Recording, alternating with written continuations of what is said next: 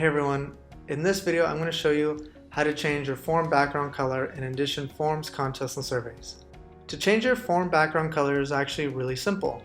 When you're creating your new design, just click the Form View button here, and then on the right side Custom Styling panel, you will see a form background color option. When you select inside the input box, you will be given an option to select a color using the color picker, or if you know the hex code, you can type that in. For this example, I want to change the entire form background color to black. So I will use the color picker and scroll all the way down to black, and then I will click outside the box. And as you can see, it's saving, but the changes have already been applied.